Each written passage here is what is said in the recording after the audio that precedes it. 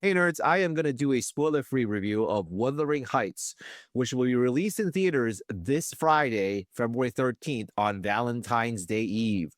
Does this movie live up to the other movie versions and the well known novel that is a staple of high school English classes? We'll find out starting now. Welcome back to the Nerd Social. I am Colin. Before we get into it, chapter times are below if you want to skip ahead, and please be sure to like, share, and subscribe to our channel. Also, please visit our website, thenerdsocial.org, where you can find more analysis and commentary from our contributors. So, this version of Wuthering Heights is loosely based on the 1847 novel by Emily Bronte. There has been numerous adaptations of the novel, including movie versions from 1939 starring Laurence Olivier, 1970 with Timothy Dalton, 1992, and 2011. It is also one of those novels read in high school English classes, which I didn't know, but this was not one of the assigned readings that I had in high school. This version of Wuthering Heights is written and directed by Fennell, who directed the disturbing movie Saltburn, which I saw a couple of years ago. This movie is not as disturbing as that one, but it has a fair share of those moments sprinkled in from time to time. Original songs are by pop artist Charli XCX. The cast consists of Margot Robbie as Catherine Earnshaw, Jacob Elordi as Heathcliff, Chau, Shazad Latif, Alison Oliver, Martin Clunes, and Ewan Mitchell. Spoiler-free logline of this movie is a bold and original imagining of one of the greatest love stories of all time. Fennell's Wuthering Heights stars Margot Robbie as Cathy and Jacob Elordi as Heathcliff, whose forbidden passion for one another turns from romantic to intoxicating in an epic tale of lust, love, and madness.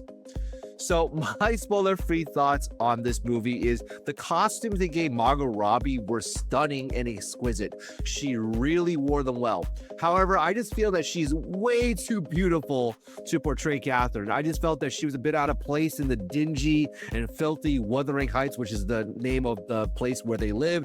She lived with her father and the adoptive brother. And she's also out of time, like she's portraying Barbie in a period piece. I did remind myself that she did portray Queen Elizabeth I in the 2018 movie Mary, Queen of Scots, where I thought her look went much better and much more muted, which I think fits with the period of time, but she just over the top, too beautiful for this. They should have went in that direction rather than in this direction.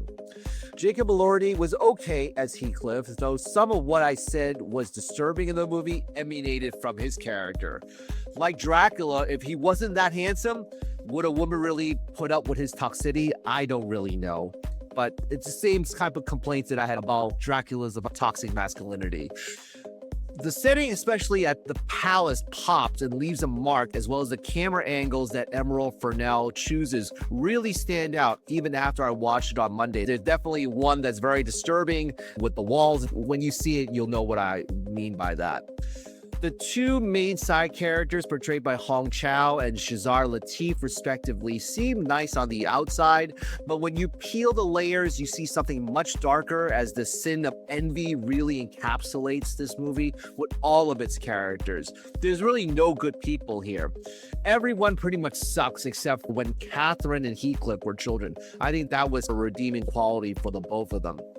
When they actually were children in the first parts of the movie, I deeply cared for their relationship, especially Heathcliff.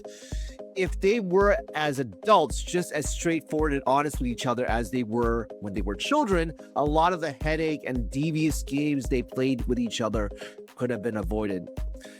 In terms of rating, I would give this version of Wuthering Heights a 7 out of 10, which is a dinner party. The childhood scene, Margot Robbie's elaborate dresses, and the palatial set pieces really increased the rating for me. Otherwise, it probably would have been a 5 or a 6. I just felt icky in some scenes when they were adults and speaks to both of them having deep psychological issues and depression. Like my spoiler-free review of Dracula, I find this movie is for the ladies since it's about romance and true love with a hot-looking guy.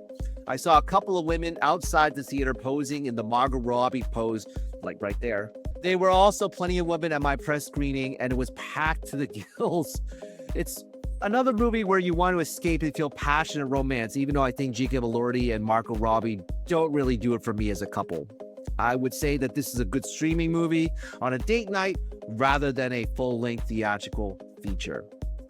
Well, those are my spoiler-free thoughts on Wuthering Heights. Tell us what you think of the movie after you see it by commenting down below. Like, share, and subscribe for more content like this. And we will see you next video. All right. Take care, everybody.